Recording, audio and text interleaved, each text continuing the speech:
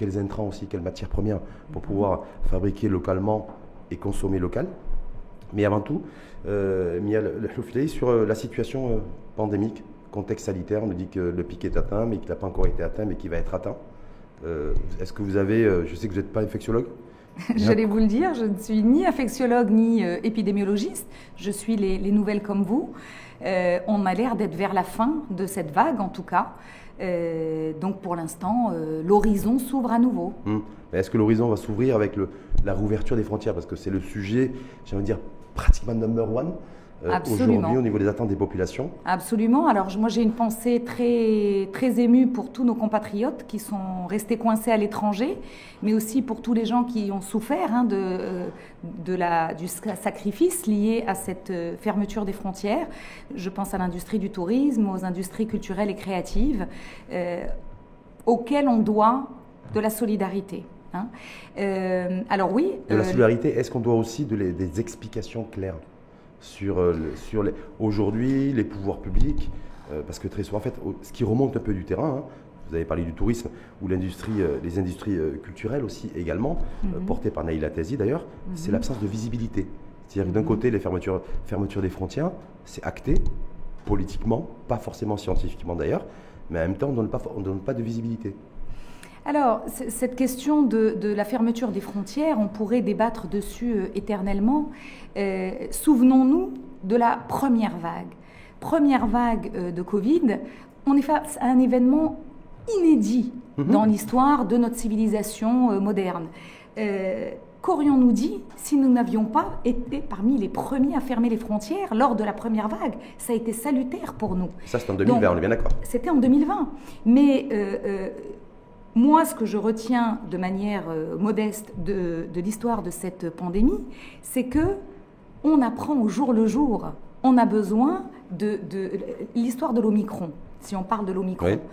On nous a dit au départ, il semblerait qu'il soit moins virulent, mais comme il est très contagieux, on ne sait pas comment les choses peuvent évoluer. Donc, on a un exécutif qui est face à des spécialistes, oui. Dont la priorité absolue est d'assurer la sécurité sanitaire de nos concitoyens.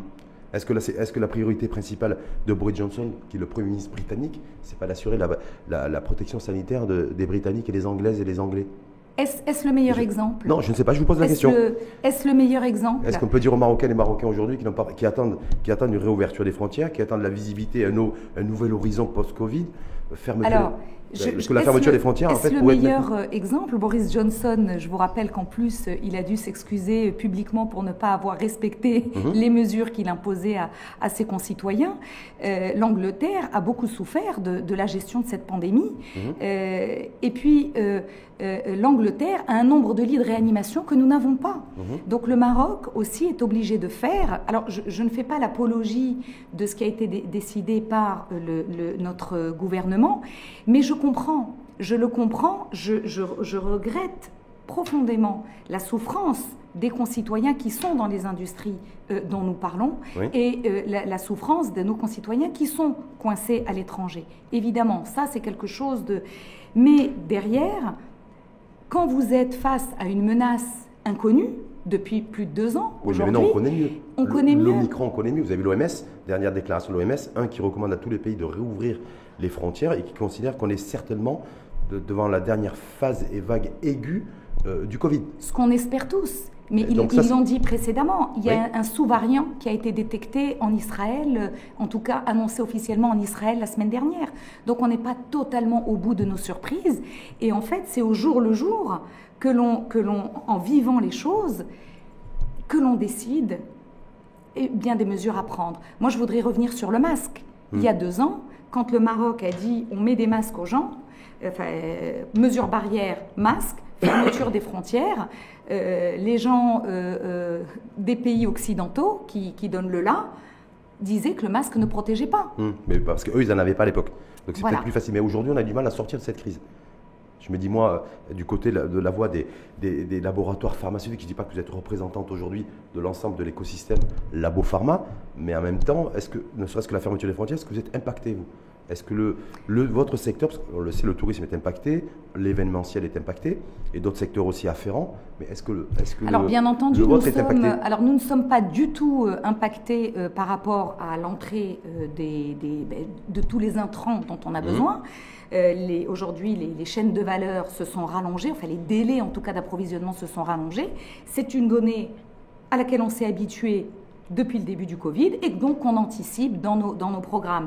Là où on est impacté évidemment, c'est dans les projets de développement où on peut avoir besoin de faire appel à des ressources étrangères qui viennent sur place pour mettre en route des machines, par exemple, ou pour former des collaborateurs. C'est ce type de projets qui ont dû être mis en stand-by. Est-ce que ça veut dire que la Fédération marocaine de l'industrie et de l'innovation est pour la réouverture des frontières? Parce que vous avez vu qu'il la CGM a fait une déclaration, a adressé un communiqué en disant qu'il faudrait rouvrir les frontières. Le secteur du tourisme est surimmobilisé, il y a même une marche qui est organisée. Est-ce que la fédération, votre fédération, en tant que corporation, est pour la réouverture des frontières? Alors, bien sûr qu'on est tous pour la réouverture des frontières, mais on respecte la nécessité de nos gouvernants d'assurer la sécurité sanitaire de notre pays. Mia Al-Hloufi, aujourd'hui, quand on nous dit qu'il y a pénurie de médicaments dans des officines, dans des pharmacies, est-ce qu'on doit faire un lien ou pas avec ces tensions aujourd'hui en matière d'approvisionnement en provenance d'Asie, chez nous? Alors, je vais vous répondre très simplement sur cette question. Au plus fort de la pandémie, lorsque les usines du monde étaient fermées, en effet, toutes ces usines d'API en Asie, comme en Amérique latine, comme en Europe, parce qu'évidemment, c'est surtout l'Asie, mais heureusement, il y a d'autres backups, d'autres sources. Le Maroc a continué à fournir de manière continue l'ensemble des médicaments qui étaient fabriqués sur le territoire marocain. Donc, si en pleine pandémie, au moment où les usines étaient fermées, où il y avait des ruptures sur les matières, nous avons pu fournir tous les médicaments, pourquoi aujourd'hui, alors que toutes les usines dans le monde fonctionnent, pourquoi nous aurions des pénuries de médicaments? Donc il n'y a pas de pénurie de médicaments? Évidemment qu'il n'y a pas de pénurie sur le Made in Morocco. Donc les pharmaciens mentent? Alors, les pharmaciens ne mentent pas. Ce qui s'est passé, c'est que la chaîne de distribution a peut-être sous-anticipé l'explosion qu'il allait avoir de la demande sur le mois de janvier. Ce qui s'est passé là pendant le mois de janvier, c'est qu'il y a eu la conjonction de l'Omicron, oui, la résurgence de la grippe, parce que les gens ne se sont plus vaccinés, donc il y a eu énormément de grippe, et puis toutes les maladies infantiles qui avaient totalement disparu puisque les enfants étaient restés sous cloche pendant 2 ans, et donc on a eu énormément de bronchiolite, énormément d'affections. Donc une surdemande. Une explosion de la demande. Et l'offre n'a pas suivi. L'offre était là, chez les industriels, l'offre était là. Simplement, il y a eu des tensions d'approvisionnement. Tension ne veut pas dire pénurie, des tensions d'approvisionnement pour acheminer ces médicaments de l'industriel vers le grossiste à la pharmacie. Donc, est-ce que la faille, c'est le répartiteur-distributeur dans l'écosystème? Ce n'est pas une faille. C'est que tout d'un coup, il est assailli par une demande qui n'est pas la demande classique, même quand on est dans des périodes hautes. C'est que tout d'un coup, il y a eu une explosion de la demande totalement inhabituelle, qu'on n'avait jamais connue sur un mois de janvier. Jamais connue. C'est-à-dire que même en période de delta, il n'y avait pas une surdemande comme celle-ci? Jamais. C'est la première... Moi, ça fait 10 ans que je suis dans l'industrie pharmaceutique au Maroc. C'est la première fois qu'on connaît une telle explosion de la demande. Donc, ceux qui avancent la thèse aussi qu'entre le grossiste et le pharmacien, c'est avant tout une relation commerciale. Absolument. Et que des pharmaciens n'honoreraient pas leur dû financièrement, c'est une bêtise auquel il ne faut pas croire. Ou est-ce qu'il faut donner du crédit au fait qu'aujourd'hui, il y a des grossistes qui refusent d'approvisionner des officines, Mia Al-Hloufi, parce qu'il y a les impayés? Et que ça, on ne veut pas forcément le dire au grand public, mais que c'est aussi une réalité. Et on oublie, et on l'occulte parfois, la dimension relation commerciale entre le grossiste et le pharmacien. La question qu'il faut se poser, aujourd'hui, on a une chaîne du médicament qui fonctionne très très bien et qui est un modèle dans la région, de l'industrie pharmaceutique à la distribution via le grossiste jusqu'à la pharmacie. D'accord ?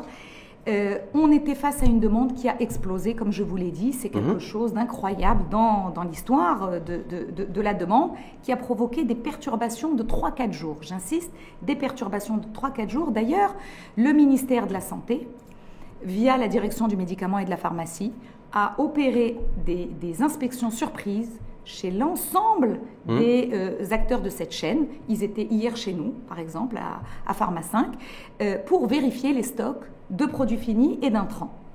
Et pas de problème de stock. Alhamdoulilah, nous, zéro problème de stock. Zéro problème de stock. Il n'y a aucune tension dans le monde. Il n'y a aucune tension dans le monde. Toutes les API sont disponibles. Par contre, ils sont plus chers. Il faut accepter de les payer plus cher. C'est plus cher parce que c'est quoi? C'est dû à la flambée des matières premières, augmentation du prix du fret? C'est voilà, la conjonction des deux, absolument. Une poussée inflationniste et puis des pays qui veulent maintenant, qui commencent à surstocker aussi bien les PI que la matière première. Donc il y a une explosion de la demande sur certaines matières, notamment celles liées au Covid.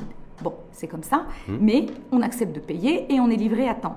Je voulais finir sur, vous me disiez... Juste une question, c'est répercuté sur le consommateur final bien sûr qui que va à non. l'officine, non? Bien sûr que non. C'est pris en charge. Le prix du médicament... Vous prenez sur votre marge? Absolument, absolument. Le prix du médicament est un prix parfaitement réglementé, qui est défini par le ministère de la Santé. Une fois que le prix est fixé, il ne varie plus, ni à la hausse ni à la baisse, sauf en cas de décision, et là c'est un décret, de baisse de prix sur des spécialités qui peuvent être impactées. Mais quand vous avez une hausse des intrants, bien sûr, vous l'impactez sur votre marge. Voilà, c'est comme ça. Parce qu'il y en a qui l'impactent sur le prix. Pas dans l'industrie, c'est impossible sur le médicament. Impossible sur le médicament. On peut le faire sur du complément alimentaire, on peut le faire sur de la cosmétique, on peut le faire sur le prêt-à-porter, mais pas sur le médicament, et heureusement. Et heureusement, parce que ça mettrait en danger les traitements, notamment les patients atteints de maladies chroniques. Je veux terminer, sur le point de tout à l'heure. Vous disiez, les pharmaciens disent, les grossistes ne nous livrent pas, nous avons des impayés, etc. Ça, c'est ce qu'on m'a dit à Nof. Hein. Donc, voilà. Parce que le grand public, on lui dit, voilà, il y a pénurie de médicaments. Les producteurs disent, non, nous, on produit comme d'habitude. Donc voilà, vous dites, mais quoi qu'il en soit, il y a une tension sur la demande. Mais en préparant votre venue, on m'a dit aussi qu'il y avait des grossistes qui refusaient de livrer des pharmacies et des patrons d'officine parce qu'il y avait des impayés et que non acquittés par le pharmacien. Absolument. Alors, c'est là que j'en arrive à 2 points. Je suis aussi grossiste. Donc, la question des grossistes, je la connais très très bien. Le grossiste, dans la chaîne de distribution, c'est celui qui a la marge la plus étroite. Donc, un impayé de 500 000 dirhams, c'est la marge de l'année qui est partie. Un industriel, il marge à combien? Ça va dépendre des produits. La marge moyenne. La marge moyenne de l'industriel, on la voit dans les bilans, on est autour de 15-20%. Ouais, c'est pas mal, hein? Oui, bien sûr que c'est pas mal. C'est pour ça qu'on ne va pas pleurer, parce que les prix des intrants ont augmenté. D'accord. C'est pour ça que je l'ai simplement signalé. Oui, absorber facilement, parce qu'effectivement, à 15-20... Alhamdoulilah, oui. Et la marge du pharmacien, elle est autour de 40%. Ah oui, d'accord. Voilà. C'est sur la marge de distribution, elle est autour de 40%, mais le pharmacien d'officine, il a encore d'autres problèmes à régler avec ses patients. Donc la question qui se pose, c'est la question aussi de la représentativité aujourd'hui des pharmaciens, qui est au cœur en fait du débat. Qui sont ces pharmaciens qui disent qu'il y a pénurie? C'est ça la vraie question qu'il faut poser. Et aujourd'hui est en train d'être débattue la loi qui va enfin réglementer les conseils de l'ordre de l'officine, de l'industrie, des grossistes et des biologistes. La loi n'a pas changé depuis un daïr de 76 et aujourd'hui, on est avec des gens qui sont en place sans élection. Voilà. Donc oui, de la légitimité des gens qui prennent la parole. Comme par exemple le cas du président du conseil de l'ordre des pharmaciens, Zaghi Dirac, où il n'y a pas eu de réélection, c'est ça? Vous faites référence à lui indirectement ou pas? Non, de manière générale. Ah bon, d'accord, mais de manière générale. Parce que c'est lui qui est président du conseil de l'ordre. Et le conseil de l'ordre des industriels, c'est pareil. Le président a été démis de ses fonctions. Il n'y a pas eu de nouvelles élections parce qu'on est en attente de cette loi qui va fixer les conditions de l'élection. Donc on voit qu'il y a un gros désordre et que le Covid n'a pas permis de remettre de l'ordre dans tout ça. Absolument. C'est quand même hallucinant ça. Absolument. Pourquoi dans cette période du Covid, on s'est dit voilà, la santé est prioritaire, ce virus fait peur à tout le monde, et en même temps on est dans un écosystème national, parce qu'on va revenir dans le détail sur les laboratoires pharmaceutiques chez nous, le paysage, mais on reste toujours dans une espèce de désordre. Alors, Alors un qu'on parle de désordre. réforme du secteur de la santé, qu'on a retenu les leçons du Covid, mais j'ai l'impression qu'elle est toujours et encore dans un désordre Un désordre généralisé. relatif, non, pas généralisé.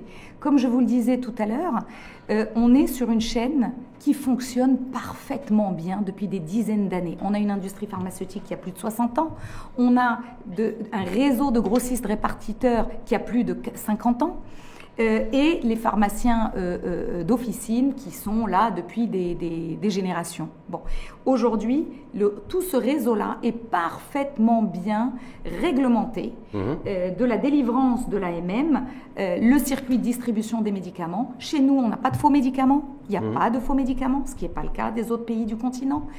Chez nous, le médicament ne peut être vendu que dans une officine, on ne trouve pas de médicaments ailleurs ou de manière très marginal. Il y a tout un réseau aussi de médicaments informels, on est bien d'accord. C'est marginal. Aujourd'hui, le vrai sujet, c'est la représentativité des ordres de ce secteur, mais le défaut de représentativité n'a pas empêché tout le monde de se mettre en ordre de marche pour assurer la sécurité sanitaire pendant la pandémie. Est-ce qu'au niveau laboratoire pharmaceutique, c'est-à-dire vous êtes acteur du secteur, est-ce que là, il y a problème ou pas de représentativité? Il y a des problèmes de représentativité chez les pharmaciens? Alhamdoulilah, non. Alhamdoulilah, non. On a une bien. fédération marocaine de l'industrie pharmaceutique dans laquelle il y a plus de 70% des acteurs du marché marocain. Donc il n'y a pas de problème de représentativité? Alhamdoulilah, non. Qu'est-ce qui est porté aujourd'hui par la Fédération marocaine de l'industrie et de l'innovation dans cette séquence un peu post-Covid? Le Made in Morocco. Made in Morocco. Le Made in Morocco. Le Made in Morocco, la préférence nationale, le Made in Morocco, la préférence nationale. Non, non, pas que ça. Le Made in Morocco, c'est-à-dire sacraliser le Made in Morocco. On a vu que c'est le Made in Morocco qui est garant de la sécurité sanitaire. La seule chose qu'on ne savait pas faire, c'était des vaccins. Oui. Eh bien, c'est la seule chose sur laquelle on a pu être qu'on essaie toujours pas faire. Qu'on va savoir faire. Mais qu'on ne sait toujours pas faire. Qu'on est en train de savoir faire. Oui, on est en train de savoir faire. Ça s'apprend. Mais on va revenir là-dessus. Mais quand vous dites, donc, aujourd'hui, le message qui est porté, alors moi je suis là aujourd'hui au nom de Pharma 5, mais je vais me permettre de parler au nom de ma fédération. Nous défendons la fabrication locale. Alors, ça passe par des mesures comme la préférence nationale. Quand on dit préférence nationale, c'est préférence nationale dans les appels d'offres, évidemment, pour éviter des fuites de devises inutiles, alors qu'on est capable de faire à la même qualité et au même prix. Mais c'est préférence nationale dans le traitement des AMM. Et ça, c'est un vrai sujet aujourd'hui. Aujourd'hui, pour développer cette industrie locale, il faut que cette industrie dispose de ces sésames qu'on appelle les autorisations de mise sur le marché, octroyées par la direction du médicament et de la pharmacie. Mais vous êtes bien d'accord, Mial Halouf Hilali, avant que ce médicament arrive sur la table, j'ai envie de dire, des membres qui sont légitimes pour autoriser un médicament, donc cette commission AMM, d'ailleurs la même qui a autorisé les premiers vaccins, chez nous, anti-Covid, on est bien d'accord. Il y a, me semble-t-il, bien en amont, une politique, une stratégie qu'il faut avoir au niveau des intrants. Vous l'avez évoqué tout à l'heure. Parce que comment peut-on revendiquer du Made in Morocco, de la production locale, de plus en plus de sourcing local, lorsqu'on ne le maîtrise pas? Il n'y a aucune politique, aucune stratégie, y compris portée par votre fédération, sur les intrants, et encore moins par les pouvoirs publics aussi. Alors, la réponse est très simple à comprendre. Aujourd'hui, dans l'industrie pharmaceutique, combien pensez-vous qu'il y a d'intrants pour assurer les besoins en médicaments? Moi, je me dis qu'il y a des intrants partout. J'ai vu qu'il y a des intrants pour les gants latex. Quand on est en pleine pénurie de gants latex, il y a des intrants aussi que nous n'avons pas, parce que j'ai vu que d'ailleurs ça vient d'une plante en caoutchouc. Il faut pour fabriquer les aiguilles, il faut fabriquer aussi là où on stocke du vaccin anti-Covid. Espèce de, voilà. Mais les intrants en général de l'industrie pharmaceutique. Le principe actif aussi. On parle de plusieurs dizaines de milliers. Oui. Parce que quand vous êtes sur un médicament, vous avez l'API, d'accord, la matière première active, mais derrière, vous avez tout ce qu'on appelle les excipients. Oui, ça peut être un colorant, ça peut être un arôme, ça peut être quelque chose. Voilà.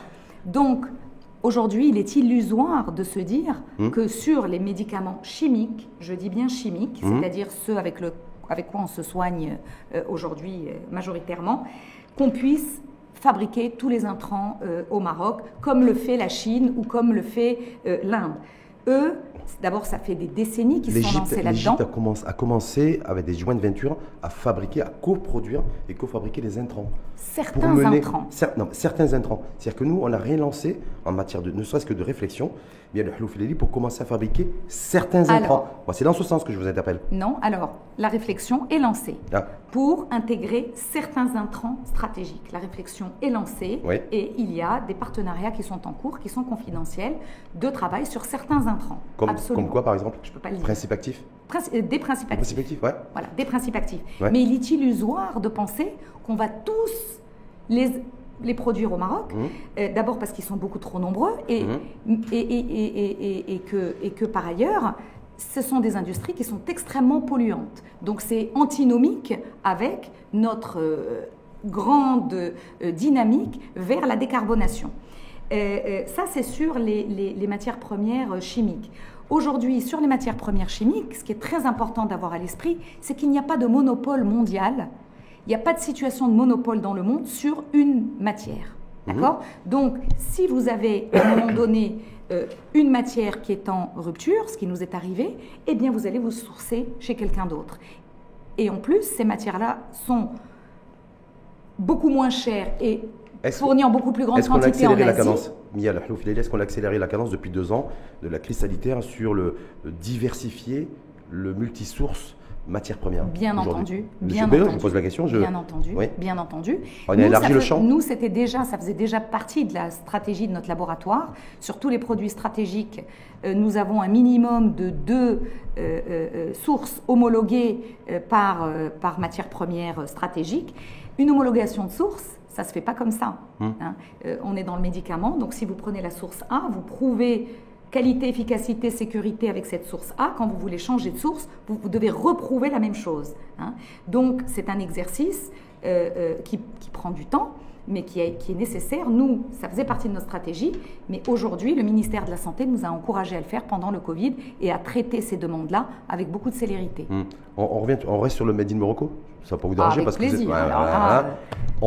Le ratio aujourd'hui entre production locale et production importée, il est de 60-40, c'est ça? Vous confirmez? 60-40, absolument. Donc on importe toujours 40% de nos médicaments. C'est surtout, on était à presque 70-30 et on a fléchi. Comment vous expliquez ça justement? 60-40. Ma question, c'est sur les 25 dernières années, en fait, on importe beaucoup plus qu'on produit localement. Alors, je veux bien quand on nous vante le fait qu'on a une industrie pharmaceutique qui est florissante. On a des laboratoires qui ont effectivement pignon sur rue, parce qu'on va revenir aussi sur l'investissement R&D et recherche fondamentale, mais il y en a beaucoup, et la plupart, qui ont pris la décision ces dernières années d'importer plutôt que d'investir dans la production locale. C'est la réalité aussi du secteur. C'est tout à fait réel. C'est la période de la dénonciation par la profession de ce qui était appelé les laboratoires fantômes.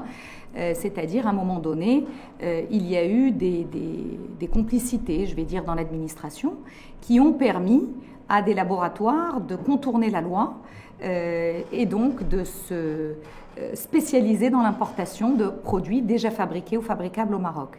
Et donc aujourd'hui, contrairement à ce qu'on peut entendre, cette explosion de l'importation, elle n'est pas liée au fait qu'on a fait exploser l'offre de produits extrêmement innovants et donc forcément plus chers. Non, la plupart de ces importations concernent des produits fabriqués déjà au Maroc ou très fabricables. Basique. Mais est-ce que ça veut dire qu'ils sont de meilleure qualité, ils sont moins chers? Absolument pas. En plus, pour la plupart, ils sont même plus chers que les produits marocains. Et pourquoi ces industriels marocains, ou ces importateurs plutôt marocains, préfèrent importer que produire localement? Parce que c'est beaucoup plus simple.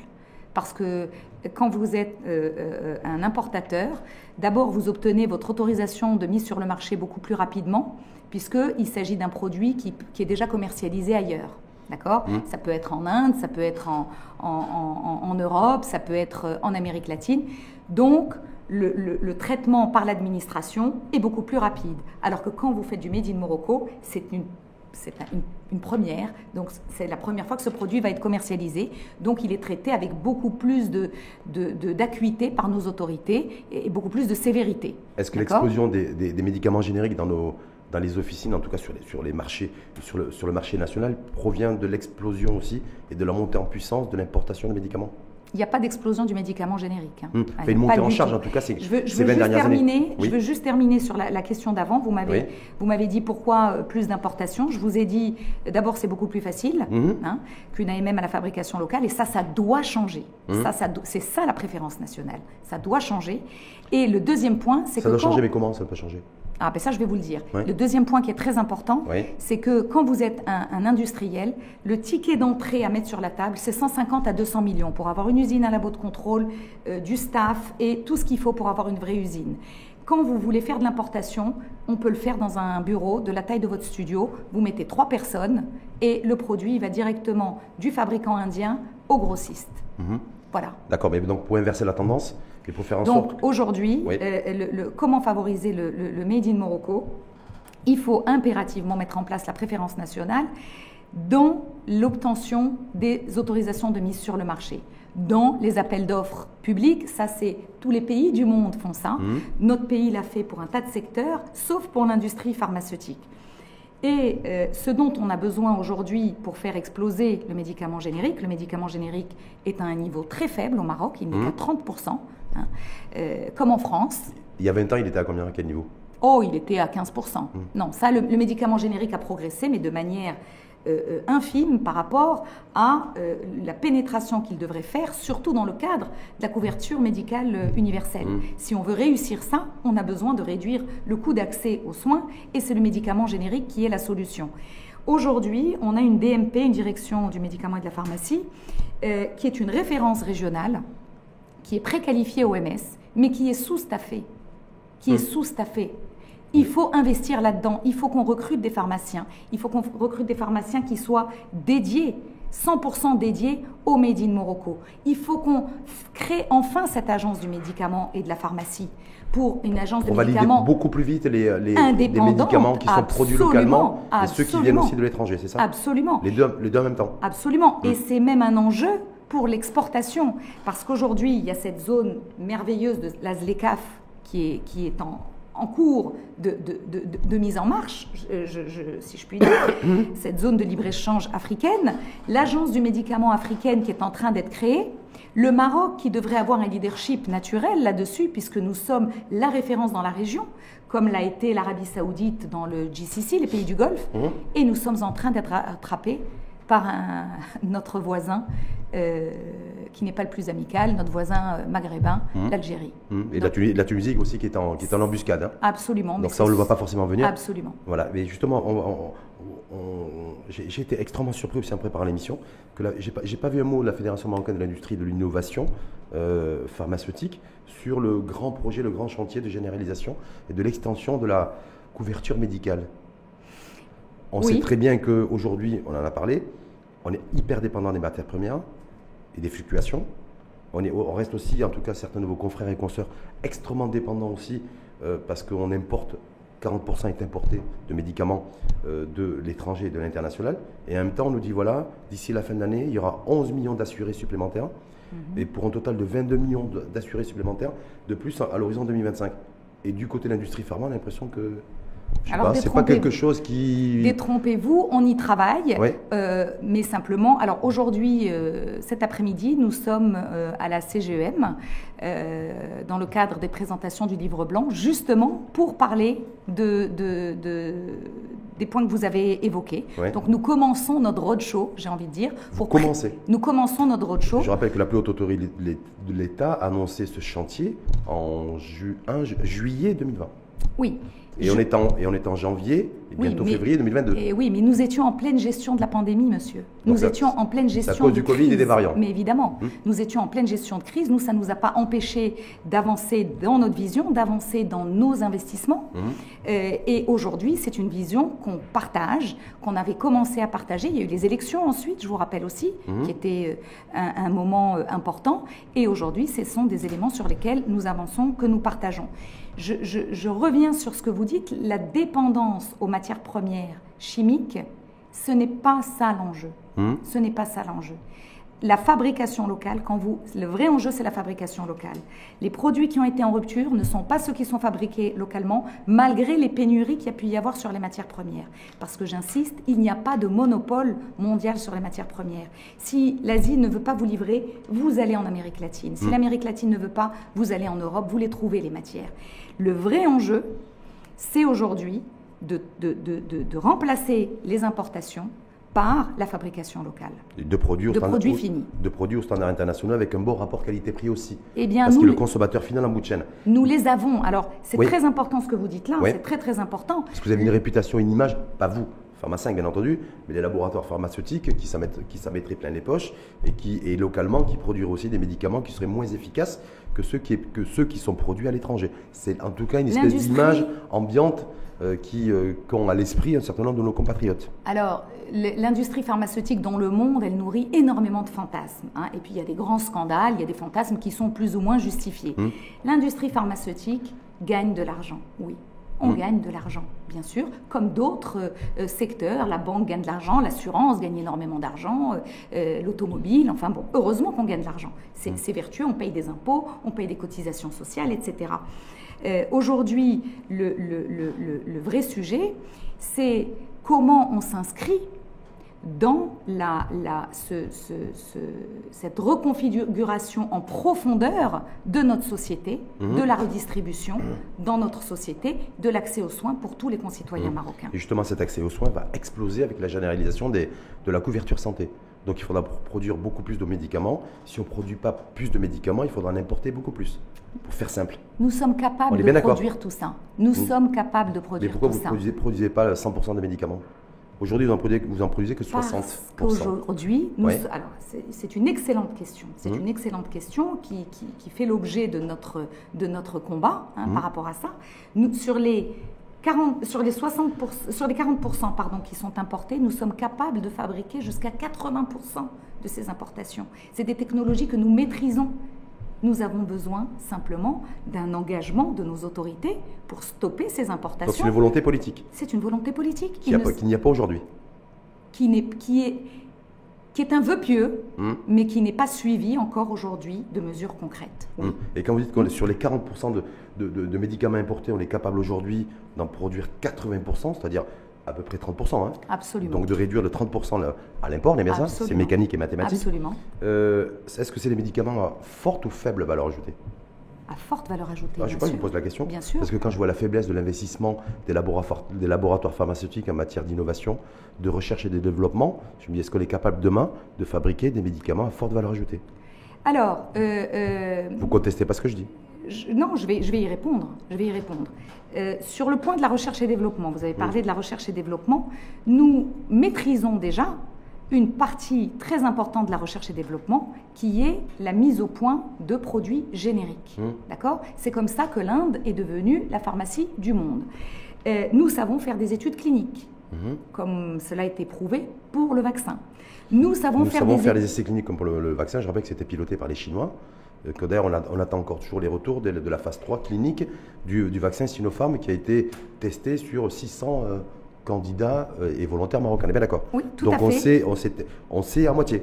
Non, on sait complètement. Parce que sur le terrain, c'était les Marocains qui étaient aux manettes, ce n'était pas les Chinois. Les Chinois ceux qui analysent aujourd'hui dans le et qui ont l'outil technologique en capacité d'analyser, c'est plus les Chinois que les Marocains. Les Marocains l'ont aussi. Les Marocains l'ont aussi. Ils ne nous ont pas laissé faire. Là.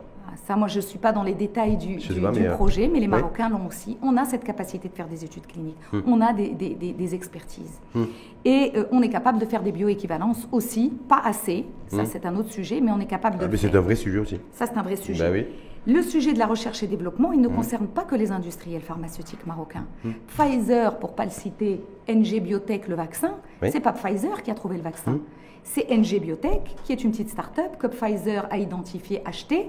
Et cette même petite start-up reposait sur un écosystème avec public-privé, avec les universités, avec tout ça. Donc aujourd'hui, encore une fois, c'est une problématique globale. Les industriels pharmaceutiques sont engagés là-dedans. Je rappelle qu'on a été capable de mettre au point les kits de prélèvement Covid en un temps record sur une filière 100% marocaine avec la plasturgie, industrie pharmaceutique et c'était sous l'impulsion du ministère de l'Industrie. De fabriquer quoi, vous avez dit? J'ai pas entendu. Les kits de prélèvement Covid, quand ils étaient en rupture dans le monde.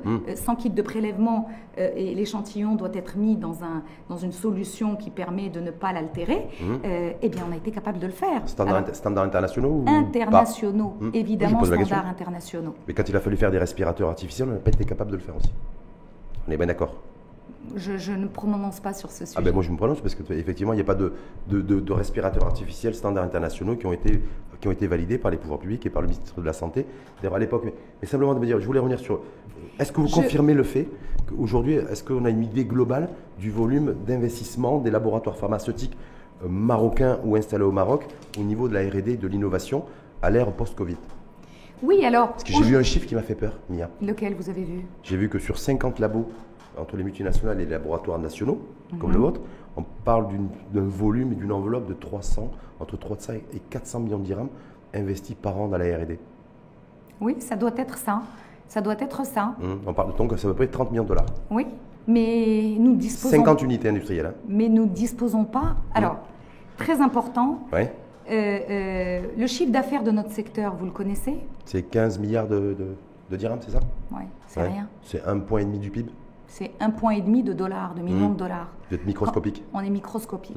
On est microscopique. Et pourtant, en étant microscopique, on a assuré la sécurité sanitaire de notre pays et même du continent pour les exportateurs dont je fais partie.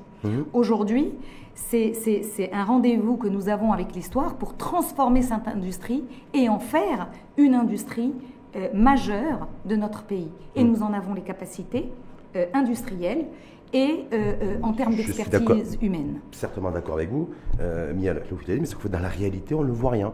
Si je devais faire le bilan aujourd'hui ou demander modestement un bilan, j'allais dire, comptable aux différents acteurs opérateurs du secteur pharma chez nous au Maroc sur les 2 ans qui viennent de s'écouler, 2 ans de crise sanitaire, 2 ans de Covid, mais il n'y a pas grand-chose qui a été fait. À quel niveau? À tous les niveaux. Parce que vous parlez de bilan comptable. Bilan comptable, c'est-à-dire avancer sur la vaccination, par exemple, sur le vaccin. Au-delà d'avoir, il y a un partenariat qui a été fait entre l'État marocain, un labo marocain et surtout un laboratoire chinois, avec une cité, une unité industrielle qui devrait s'installer à Tanger, où on devrait conditionner dans un premier temps du vaccin et Sinopharm. Il n'y a rien qui a été fait, se rapprocher, je ne sais pas, de Pfizer, parce qu'aujourd'hui, on est vacciné Pfizer majoritairement. On pourrait avoir aussi peut-être un laboratoire chez nous qui aurait pu essayer d'accrocher le top management de Pfizer pour essayer de, je sais pas, lever un peu le droit de propriété intellectuelle et de pouvoir fabriquer ou cofabriquer localement. Je dis Pfizer, je pourrais dire aussi Moderna, je pourrais dire aussi Johnson & Johnson.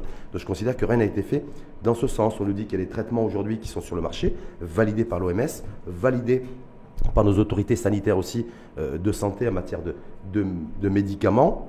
Il y a, à ma connaissance, aucun acteur marocain qui n'a pris attache avec ceux qui ont créé, fabriqué, innové ce médicament anti-Covid. Alors, voilà, donc à la fois sur la vaccination et à la fois sur les premiers médicaments qui commencent à y avoir sur le marché anti-Covid. Alors, je vais essayer de vous faire voir le verre à moitié plein plutôt que de le voir à moitié vide. Oui. C'est la première chose, on n'a manqué d'aucun médicament pendant la pandémie. D'accord ? Et c'est ça le verre à moitié plein qu'il faut voir. À l'heure où tous les pays occidentaux manquaient de paracétamol, manquaient d'antibiotiques, manquaient de corticoïdes, manquaient de produits essentiels, il n'y a pas eu une seule pénurie au Maroc. Donc les industriels pharmaceutiques, ils ont été au front, ils ont été au turbin, ils ont travaillé 7 jours sur 7 pour assurer la disponibilité en continu de l'ensemble des médicaments dont on avait besoin. Et je ne parle pas des médicaments pour les maladies chroniques, parce qu'on ne parle que des traitements Covid, mais on a continué à livrer tout ce qu'il fallait pour les hypertendus, pour les diabétiques, et j'en passe. D'accord ? Donc, l'industrie pharmaceutique marocaine n'est pas restée les bras croisés, elle a pourvu à l'urgence sanitaire et elle a contribué de manière très forte à la sécurité sanitaire de notre pays. Le seul point sur lequel nous ne pouvions pas être au rendez-vous, c'est le vaccin. Pourquoi nous ne pouvions pas être au rendez-vous sur le vaccin ? Parce que le vaccin, au Maroc, par exemple, rien que pour la vaccination infantile, on parle de 14 à 15 vaccins différents et plusieurs technologies différentes. Les pays du monde qui disposent d'une industrie du vaccin sont des pays dans lesquels ces industries se sont développées grâce à des partenariats publics-privés. Comment vous pensez que l'Inde a réussi à faire un des géants, Serum Institute of India, du vaccin dans le monde? C'est parce qu'il y avait un partenariat public-privé. Et aujourd'hui, c'est ce qui est en train de se mettre en place. C'est le grand projet avec l'Inde, avec une vision aussi, une stratégie. C'est-à-dire aussi une espèce de joint de venture aussi avec les grands big pharma à travers le monde. Ils ont capté un certain nombre C'est en route. Ce sont des choses qui sont en route. Il y a un projet, ce n'est pas à moi d'en parler, mais il y a un projet extraordinaire qui va transformer le paysage de l'industrie pharmaceutique marocaine. Jusque-là, nous n'avions aucune vision. Pas nous, pharmaceutiques.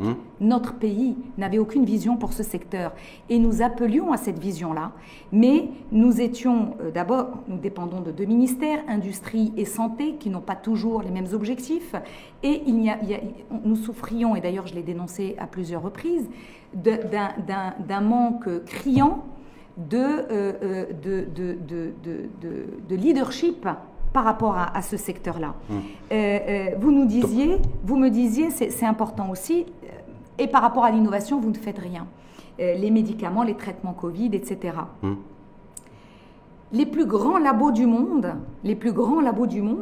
n'ont pas encore validé définitivement des traitements. Ils sont encore en phase d'études cliniques, d'accord ? Le temps de la pharma est un temps long. Les choses qui ont été faites dans des délais extraordinairement courts. Entre le moment où je parle d'un médicament générique, juste sur un générique, il existe déjà le médicament. Entre le moment où je décide de faire ce médicament générique et le moment où il est sur le marché, il se passe 3, 5 ans, 6 ans.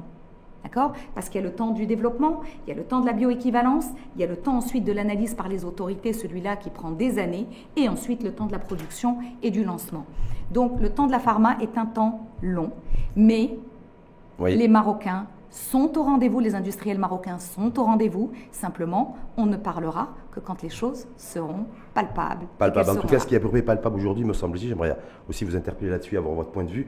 Mia El-Khalouf Hilali, c'est la tendance du moment aujourd'hui, c'est la relocalisation de la production, on est bien d'accord, du médicament, c'est mondial, y compris nos partenaires européens d'ailleurs. Et la deuxième tendance, c'est on dit que les big pharma vont aussi déployer, en fait, externaliser à peu près 50% de la recherche et du développement à travers le monde. Donc les arbitrages qui seront faits par continent, par pays, par territoire. Est-ce que au niveau de la Fédération marocaine de l'industrie de l'innovation pharmaceutique, on est conscient de ces enjeux-là du moment? C'est-à-dire que là, par contre, si on prend son temps, on est mort et on loupe le virage. Ça se joue aujourd'hui. Et c'est une parole qu'on prenait déjà avant le Covid, avant la pandémie. On disait déjà que le Maroc devait se repositionner dans les chaînes de valeur mondiale parce qu'il y avait déjà des voix qui s'élevaient pour dire que l'Occident était trop dépendant de l'Asie. Aujourd'hui, on a tous les atouts. On a des atouts formidables. D'abord, les atouts intrinsèques à notre pays, que vous connaissez, mais que je ne vais pas résister au plaisir. C'est-à-dire au-delà de la proximité géographique, parce que ça, on nous l'a certes tout le temps, même si c'est important. Bien sûr, la proximité culturelle avec l'Europe aussi.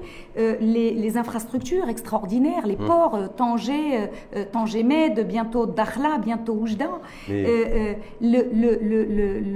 l'engagement que l'on a aujourd'hui dans la décarbonation qui va être essentiel pour les marchés occidentaux. Et surtout, notre tissu industriel, nous avons des usines aux dernières normes, aux dernières technologies, allant jusqu'à l'usine 4.0. Pharma 5, je parle pour moi. Sauf qu'on n'en a pas suffisamment. Ça va venir. Ça va venir. Par contre, quand on dit, voilà, il y a un enjeu aujourd'hui de relocalisation de la production, y compris d'ailleurs la gestion des matières premières de l'Asie par l'Union européenne, qui est notre premier marché, j'ai envie de dire naturel, culturel et géographique.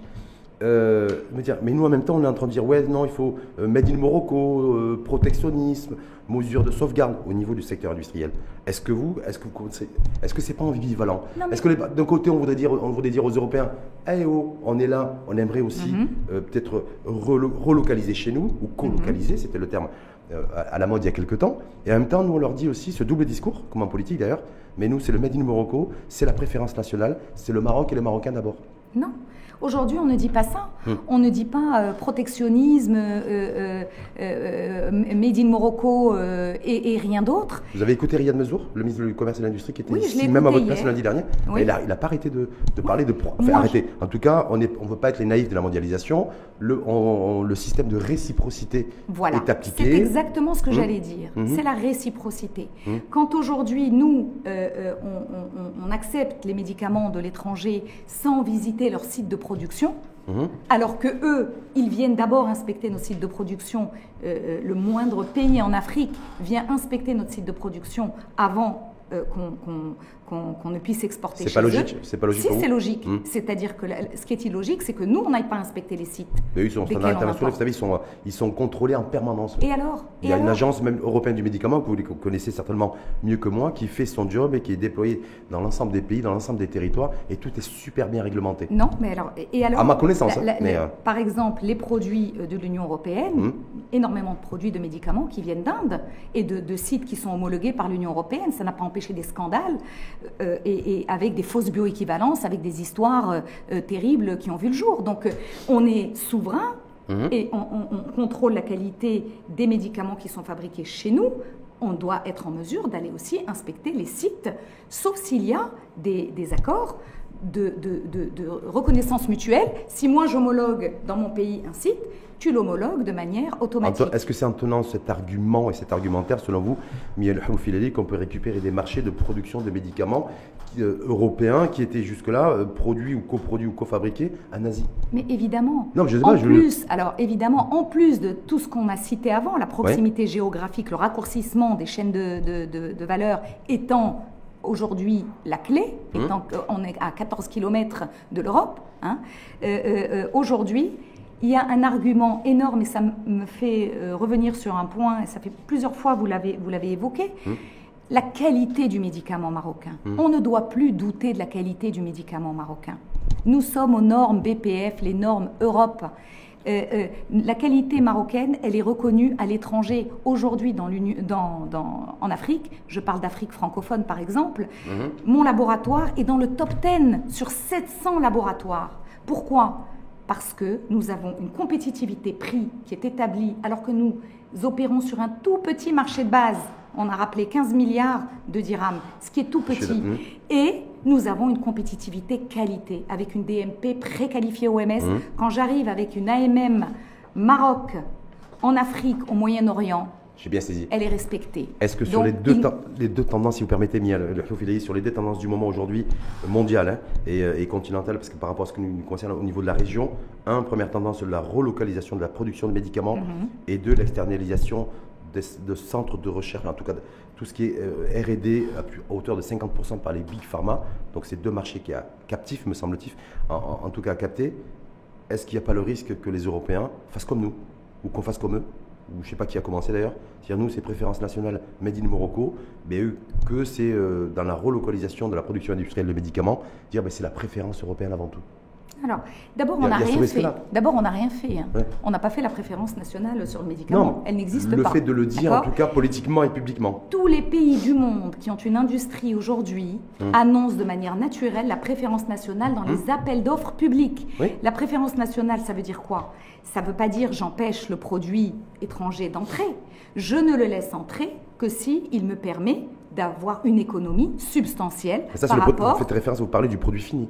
Oui. Je veux dire l'augmentation du... Enfin, moi, je parle de productivité, de production de médicaments. Parce que vous me parlez de la préférence nationale. Oui, mais... Aujourd'hui, on a tous les atouts pour convaincre les Européens qu'on est le partenaire privilégié. Compétitivité industrielle. Nous avons une compétitivité industrielle établie. Nous avons une qualité Maroc établie. Nous avons des laboratoires qui sont en pleine développement, expansion en Afrique de l'Ouest. On est cette porte en plus vers l'Afrique de l'Ouest et nous avons des capacités de production que nous pouvons à très court terme, parce que quand ils parlent de localiser la production, je vous disais, les temps de la pharma sont des temps longs. Oui. Donc, entre le moment où ils vont décider de fabriquer le paracétamol et le moment où ils vont pouvoir, il va se dérouler 2 ans, 3 ans. Sur certaines technologies, c'est 4 ans, 5 ans, quels que soient les moyens qu'on met derrière. Aujourd'hui, c'est des capacités qui existent chez nous, qui sont prêtes à être déployées. Et c'est ça qu'il faut faire savoir, c'est ça qu'il faut répéter, faire savoir. Et ensuite, quand on parle de protectionnisme, c'est un mot qui fait peur, hein, mais aujourd'hui, il y a les mesures de réciprocité. Si tu n'appliques pas le protectionnisme par rapport à mon pays, je ne l'appliquerai pas par rapport au tien. Voilà, ça peut être du sur-mesure. L'enjeu est comme quoi les big pharma, j'ai vu ça dans une étude extrêmement sérieuse, mettraient en tout cas sur le marché mondial 50% de la recherche et des développements à capter. Est-ce que le Maroc fait quoi? Mais le Maroc doit s'intégrer. Non mais d'accord, mais pourquoi il ne le fait pas? Pourquoi Valeurs aujourd'hui, votre fédération ou autre, ou les pouvoirs publics ne se positionnent pas là-dessus? Moi, je suis choqué quand je me dis, bon, tendance du moment, c'est la relocalisation de la production industrielle du médicament. Du côté Maroc, des acteurs, des fédérations professionnelles, pas un mot. Pas un mot. Deuxièmement, externalisation de la recherche. Il y a eu beaucoup de sorties là-dessus. Oui, mais c'est beaucoup de sorties. Vous savez, c'était à l'époque, on pensait qu'on allait sortir du Covid en juin 2020. Non, mais donc, dire, voilà, le monde d'après Covid. Ouais. Mais en fait, depuis, il n'y a plus rien. Non, il n'y a pas plus rien. On travaille. Plus rien, c'est-à-dire, on travaille, on y travaille. J'ai vu l'autre jour, il y a une convention qui a été signée d'ailleurs avec votre ministère de la Santé. Sur l'augmentation du sourcing local. Oui. Voilà, avec Riyad Messour d'ailleurs, ministre de l'Industrie. Il n'y a rien là-dessus. Sur la recherche et développement, on plafonne à 300 millions d'dirhams par an d'investissement R&D par l'ensemble des acteurs des laboratoires pharmaceutiques chez nous. Je me dis qu'il y a un véritable enjeu où il faut se repositionner dans les radars, que ce soit dans la production mondiale du médicament ou que ce soit dans la recherche et développement. Et il n'y a rien de concret. Parce qu'on peut se dire des choses. Non, mais quand on acte et qu'on fait, qu'on est dans l'action, c'est différent. Ça doit être une volonté politique. On n'y arrivera pas tout seul. C'est Khalid Taleb, c'est le gouvernement actuel. Ça doit être une volonté, une vision globale, parce qu'on n'a pas aujourd'hui. Qu'on n'a pas encore, mais qui va s'imposer quand on va vouloir déployer la CMU. Qui va s'imposer à ce moment-là et qui devrait s'imposer dès maintenant, et c'est pour ça que je suis là aujourd'hui. C'est quelque chose de prévisible qui va arriver dans le temps. Qui doit arriver, mais nous, de notre côté, on y travaille, on avance sur les choses sur lesquelles on peut avancer à nos petits niveaux, mais quand on parle de recherche et développement, nos 300 millions, c'est beaucoup d'argent par rapport à la taille de ce qu'on représente. Hein. Parce que si on fait 300 millions divisé par 50 opérateurs, ça ne fait pas beaucoup. Parce que tout le monde n'investit pas dans la recherche et développement. C'est très hétérogène. Parce que dans les opérateurs, il y a beaucoup d'importateurs. Voilà, il y a des gens qui sont exclusivement importateurs. Avant de passer aux questions des internautes. Et juste, pardon, pour terminer, ce qui est très important, c'est que on met en place des partenariats publics-privés. On y arrivera ensemble, le public et le privé. On a des ressources aujourd'hui. On a des compétences. En incluant les startups? Bien sûr. Parce que là, pour l'instant, ils sont pas inclus. Bien entendu, en incluant startups industrielles, sanitaires, il n'y a rien. Bien sûr, en aucun écosystème aujourd'hui intégrant la start-up. Je trouve ça hallucinant. Vous avez fait référence effectivement même s'ils sont pointés du doigt parce qu'ils font beaucoup d'argent, Big Pharma, mais ils ont été, quoi qu'il en soit, fichus et capables de fabriquer un vaccin anti-Covid, y compris ARN, en un temps record. Autant ils ont pu le faire grâce à l'écosystème start-up aussi, flexible.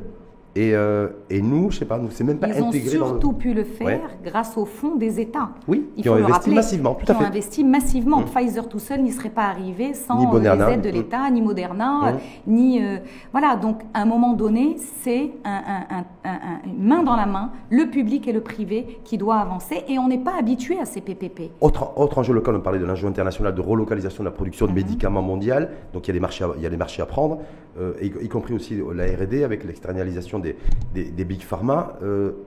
Est-ce que l'enjeu local aujourd'hui, dans la perspective de la mise en route de la généralisation de la couverture médicale universelle, ça va être l'augmentation de la production de médicaments? Parce qu'il va y avoir une demande plus importante. Bien entendu. Au rythme où on va, est-ce qu'il y a le risque qu'on continue à importer pour pouvoir répondre à la nouvelle demande? Ça dépendra de la volonté de ceux qui nous gouvernent. Et la volonté la volonté de ceux qui nous gouvernent est bien d'assurer la sécurité sanitaire et d'entrer dans un cercle vertueux, parce que production locale, qui dit production locale, dit cotisation sociale, dit impôts payés localement, dit autant de revenus additionnels pour financer cette CMU. Donc, si aujourd'hui ceux qui nous gouvernent sont convaincus de ça, ils vont prendre des mesures concrètes pour dire cette CMU, elle doit être aujourd'hui fournie par la fabrication locale en priorité. Donc elle doit être cofinancée pas par la TVA, parce que pour l'instant, dans la perspective de lancement, c'est une partie de la TVA qui va servir à financer les premiers millions de nouveaux patients assurés. Mais elle ne peut être financée par via la l'industrie. consommation. Elle ne peut être financée par l'industrie de la santé que si cette industrie de la santé évolue. Parce que si elle évolue, si on évolue, on va recruter des gens, on va payer des cotisations. Qui paye les impôts aujourd'hui de l'industrie de la santé? Ce sont les fabricants locaux. La FMIP, on représente 85% de l'impôt payé par l'intégralité de la profession. Les importateurs, ils ont des systèmes de refacturation, ils se débrouillent, et leur impôt, ils le payent ailleurs. Ils ne le payent pas ici. Ils le payent pas Donc ici. l'enjeu, en tout cas, si j'ai bien compris, pour les acteurs locaux, dans un premier temps, c'est dans la perspective du lancement, de l'accélération d'ailleurs, du lancement de la généralisation de la couverture sanitaire, c'est de faire un maximum de lobby, il n'y a pas de mal d'ailleurs, pour produire beaucoup plus localement de médicaments dans une perspective de hausse et de tension sur de la demande. C'est dans l'intérêt de notre pays. Ah, mais non, C'est dans l'intérêt de notre pays. À la fois, on va assurer la sécurité, la souveraineté sanitaire, on va pouvoir choisir les traitements. Parce que le choix du traitement, on n'en parle jamais.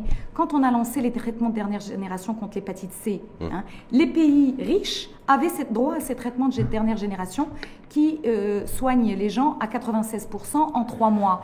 Les pays comme nous ont continué à nous envoyer les stocks que les pays riches ne voulaient plus du produit qui ne soignait pas à plus de 40%.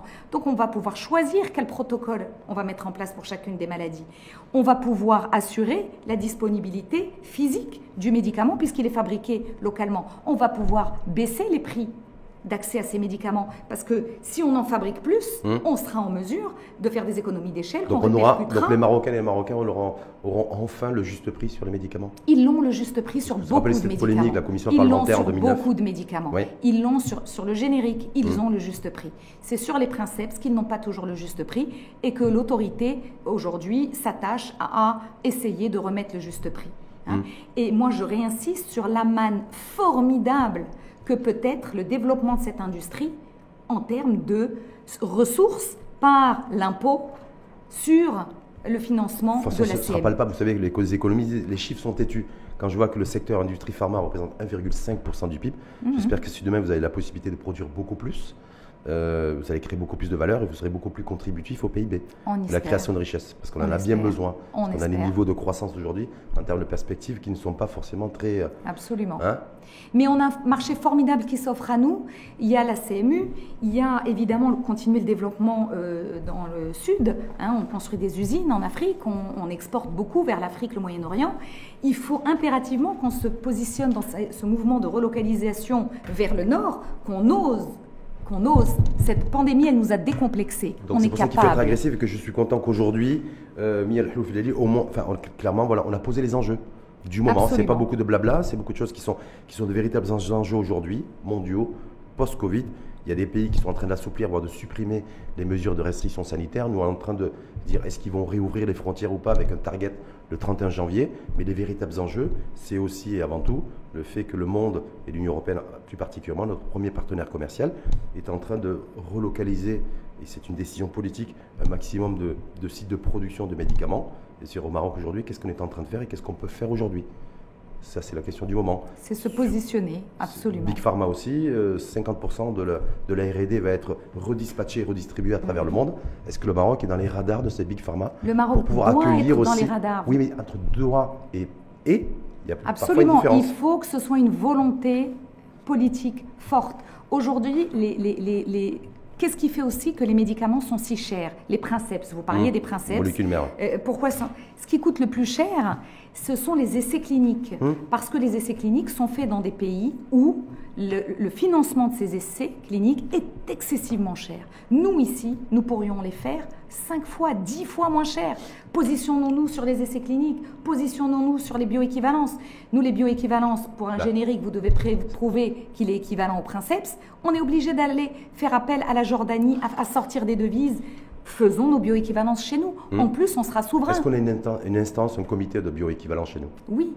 Mais qui peut traiter à Rabat. Oui, mais en fait, est-ce qu'il est où? Il est actif, il est dynamique, Ils ne sont pas aujourd'hui, ce n'est pas de leur faute. Ouais. Il faut investir plus pour avoir un centre de bioéquivalence à dimension internationale, comme l'a fait Hikma en Jordanie. Au moins continental. Absolument. Rien que Continental, ça serait pas mal déjà. Absolument. On passe aux questions des internautes. Allons-y. Bien, Filali, si vous permettez. Première question qui vous est posée. Est-ce qu'on n'est pas capable au Maroc de produire un médicament pour le traitement Covid? Voilà. On est capable de tous les produire. De tous les produire? Oui. Ouais, mais on ne les produit pas. C'est pire, c'est pire. Vous savez, je me dis, moi, des fois, il vaut mieux dire, voilà, mais il me manque ça pour produire ça. Le pire, c'est de dire, je suis capable de produire et je ne produis pas. Donc, ça veut dire que je vais redire ce que j'ai dit tout au long de l'intervention. Le temps de la pharma est un temps incompressible. On est capable de les produire, mais si je suis capable de les produire tous les 3 aujourd'hui, j'ai tous les temps derrière d'évaluation par mon autorité jusqu'à ce qu'on me délivre le fameux sésame qui m'autorise à le commercialiser. Donc on est capable de produire un médicament anti-Covid, mais on ne le produit pas. Parce qu'il y a une lourdeur administrative. Non, c'est pas ça. Non, ce n'est pas ça. On est capable de les produire. D'abord, les médicaments anti-Covid, on est en train de les découvrir. D'accord? C'est des vieilles molécules. Ils ont été validés là. Il y en a qui sont déjà validés sur le marché, qui sont dans les officines. Absolument. Dans les officines ailleurs. Oui. Ok. On est en train de les valider. Il y a 3 grands produits qu'on est en train de valider, qui ne sont pas complètement validés, qui sont encore en essai clinique, phase 3. C'est des vieilles molécules. Voilà, il y a le petit temps de la pharma. Oui, on est capable de les produire. Voilà, on est capable de les produire. Ils vont être importés dans un premier temps et ensuite ils seront fabriqués localement. Deuxième question qui vous est adressée par un internaute. Alors que les laboratoires et le ministère rassurent sur la disponibilité des médicaments qui entrent dans le cadre du traitement anti-Covid, des citoyens sont confrontés à la réalité de manque de certains médicaments. Où est-ce que ça bloque? Ce que je vous ai dit au départ. Ça bloque dans la chaîne d'approvisionnement locale, j'insiste bien. Les médicaments anti-Covid fabriqués localement sont tous disponibles. Ça bloque dans la chaîne d'approvisionnement. Ensuite, s'ils vont dans la pharmacie, vous en parliez tout à l'heure, de celui que les grossistes ne peuvent plus livrer, eh ben, ça c'est encore un autre sujet. Donc c'est la faute du pharmacien ou c'est la faute du grossiste? Le grossiste qui bloque l'approvisionnement d'un patron d'officine parce que le patron d'officine ne l'a pas payé. C'est une relation commerciale. Oui, c'est une relation commerciale. En termes de responsabilité. Je ne saurais pas vous dire, il y a une responsabilité juridique à laquelle je ne pourrais pas répondre. C'est un vrai sujet, ça. Qui est responsable? C'est un vrai sujet, vous avez tout à fait raison, c'est un vrai sujet. Est-ce que c'est le pharmacien qui ne gère pas son officine et qui est en train de mettre en difficulté le grossiste? Ou est-ce que c'est le grossiste qui devrait faire du bénévolat? C'est un vrai sujet. Troisième et dernière question qui vous est adressée par un internaute. Qu'est-ce qui a justifié, selon vous, la hausse des prix des médicaments en pleine crise Covid? Il n'y a pas eu de hausse de prix des médicaments. C'est en tout cas l'internaute considère, lui, qu'il y a une hausse des prix des médicaments en pleine crise Covid. Ça m'intéresserait de savoir lesquels. Il n'y a eu aucune, à ma connaissance, aucune hausse de prix du médicament. Et ça, je peux vous en parler parce que j'ai des confrères qui se battent pour essayer d'obtenir des hausses de prix sur les tout petits prix, les produits à 10 dirhams qui ne sont pas rentables. Il n'y a eu aucune hausse de prix sur les médicaments au Maroc. Ça, je suis absolument certaine. Il y a eu des hausses de prix sur les intrants, sur les matières premières, oui. Certains de mes confrères en ont parlé, mais il n'y a eu aucun impact sur le produit fini. En revanche, il a pu y avoir des hausses de prix sur les compléments alimentaires dont les prix sont libres. C'est un produit comme un produit qui Comme de la vitamine C? Alors oui, mais dans la vitamine C, vous avez la vitamine C, quand c'est 1 gramme de vitamine C, c'est un médicament. Vous ne pouvez pas augmenter le prix comme ça, comme bon vous chante. Mais si c'est de la vitamine C dosée comme un complément alimentaire, 200 mg, et que du coup elle peut être vendue en pharmacie, mais aussi en supermarché, là, en effet, il peut y avoir des hausses de prix. Mais sur le médicament, 0 augmentation de prix. Parce que réglementé et contrôlé, c'est ça? Absolument. Merci en tout cas à vous. Merci à vous pour votre accueil. Mia Filali, directrice, directrice générale du laboratoire pharmaceutique Pharma5.